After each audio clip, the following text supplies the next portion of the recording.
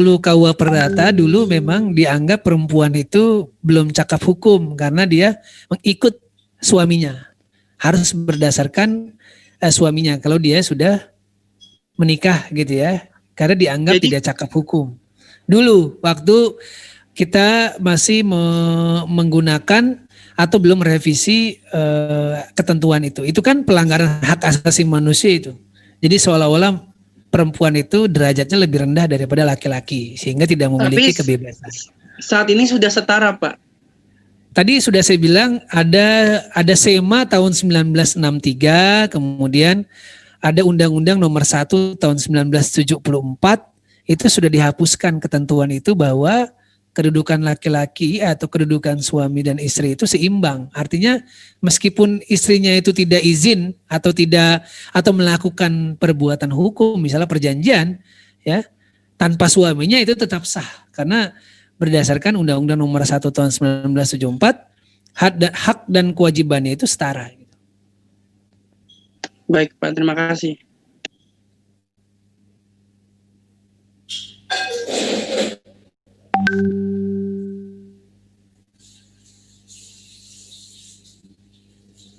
Ada lagi yang belum?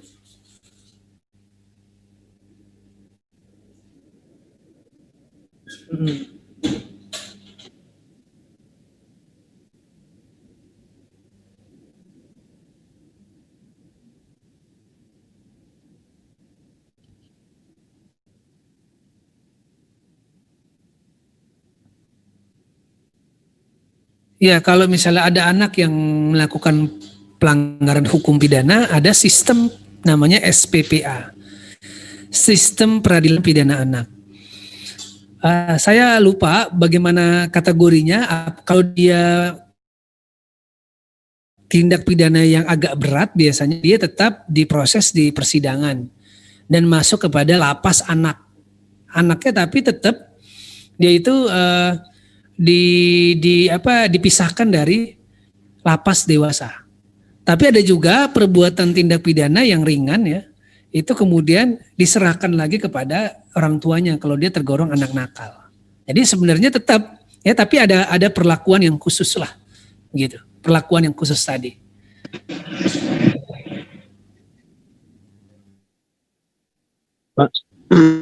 Pak, saya izin bertanya, Pak. Ya.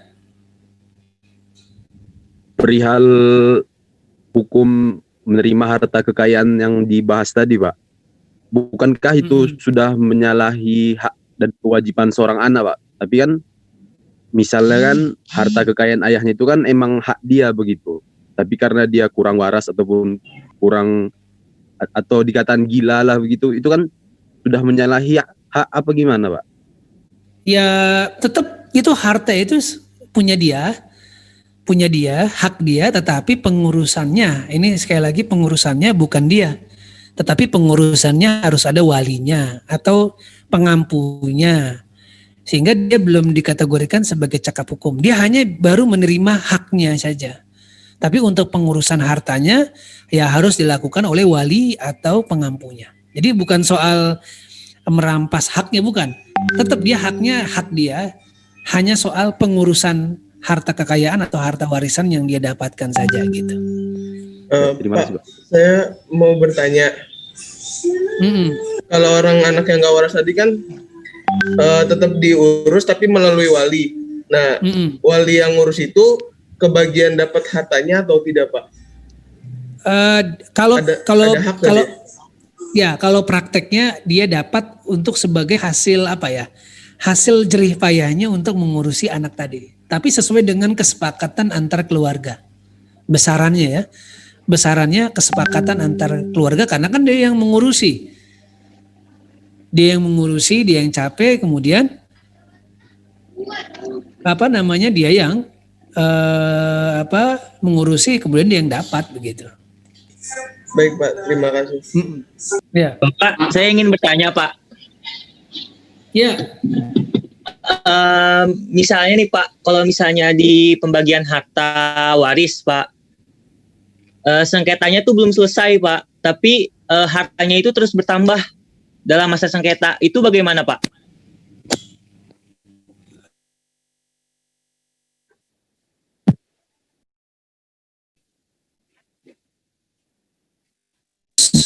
perkaranya atau gugatannya masih bisa diubah.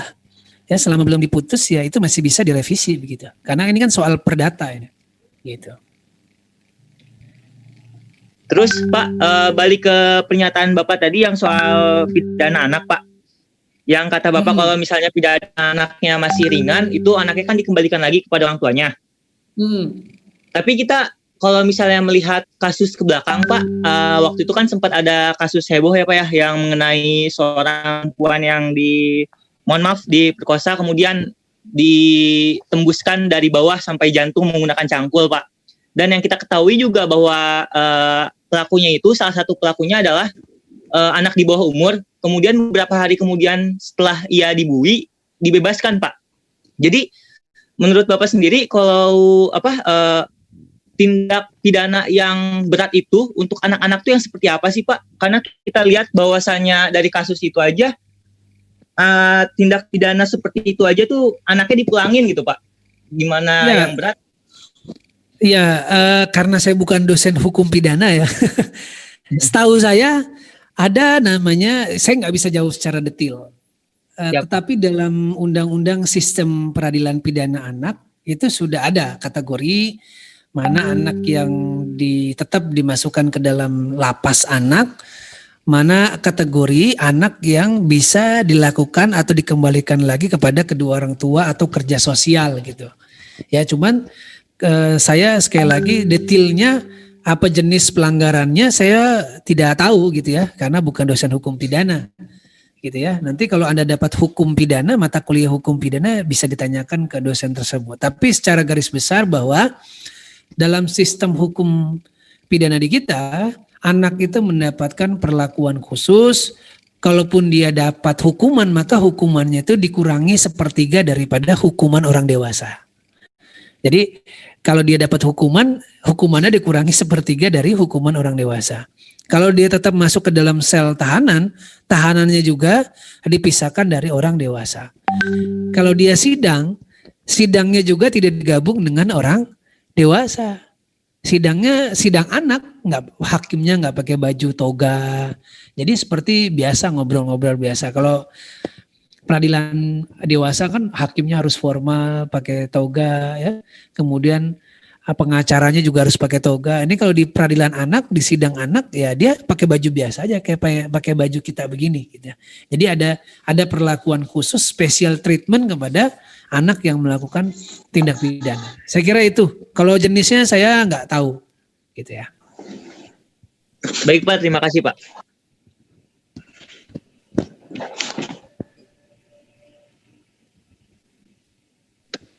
Pak, tadi kan kayak membahas tentang kepailitan gitu ya Pak ya. Tadi yang SH hardware. Itu kalau misalkan tuntutan tersebut berhasil dilakukan, terus akhirnya dimenangkan oleh pihak yang menggugat itu, lalu apakah nanti SH hardware-nya dinyatakan valid, terus bayar-bayar jual asetnya, atau cuman hanya dikenakan pidana aja?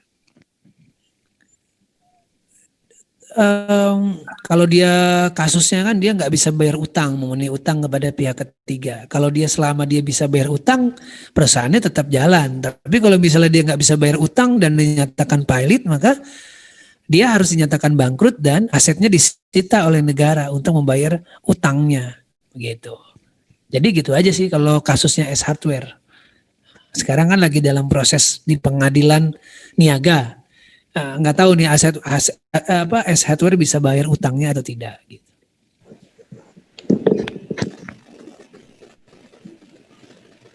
Pak, saya masih bingung tentang pemboros itu kenapa dimasuk dalam pengampuan, Pak? Iya, itu kategori dari hukum Belanda ya. KUH Perdata dari Belanda itu pemboros, pemabuk itu dimasukkan ke dalam orang yang belum cakap hukum. Mungkin alasannya adalah bahwa kalau pemborok dan pemabuk itu dari segi pemikiran ya, kemudian dari segi kematangan berpikir belum secara matang secara jiwa dan mental, sehingga dia dimasukkan ke dalam kategori yang tidak cakap hukum.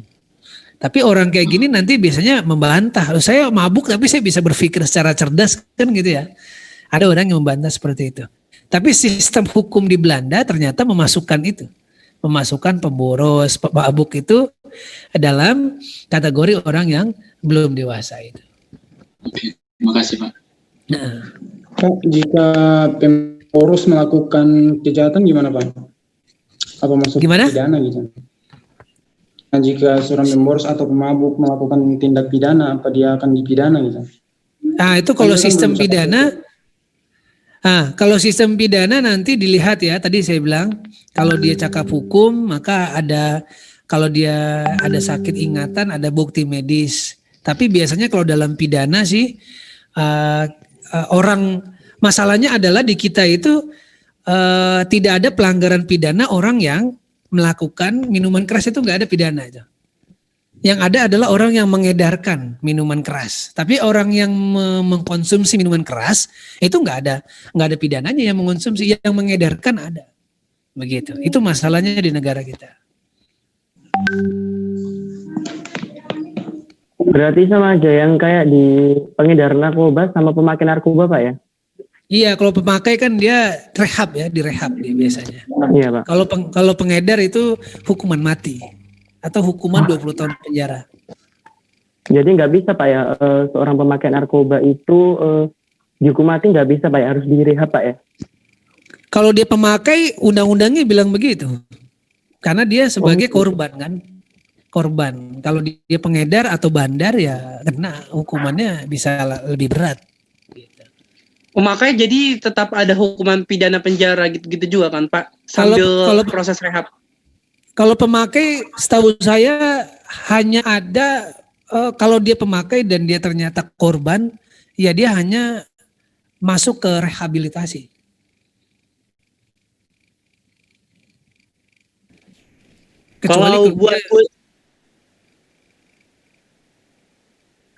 Kalau buat kurirnya itu dia termasuk ke pengedar atau enggak Pak? Karena kan kadang-kadang kurir paket itu kadang-kadang mereka suka diselundupin barang terus tiba-tiba nanti ketahuan. Nah itu kayak gimana Pak?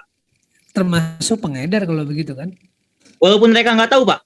Kalau mereka nggak tahu ya nanti ada penyidikan lebih lanjut.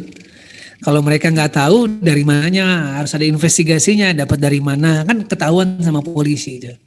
Ada penyelidikan atau penyidikan lebih lanjut.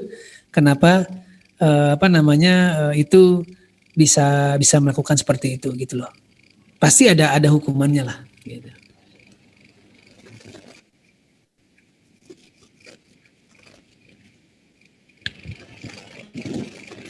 Tergantung dari peristiwanya. Kalau dia yang menjual berarti kan dia pengedar. Kalau yang beli berarti mungkin dia korban atau pemakai.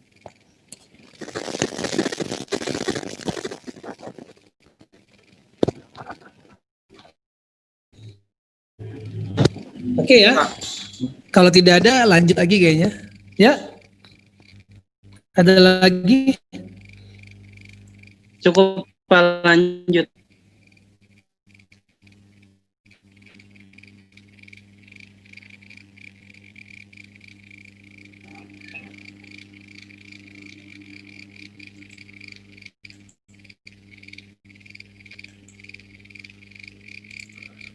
Sudah kelihatan belum? Sudah ya. Asas hukum udah kelihatan belum asas hukum? Sudah kelihatan Pak. Sudah. Asas hukum, jadi menurut Profesor Sacipto Raharjo, asas hukum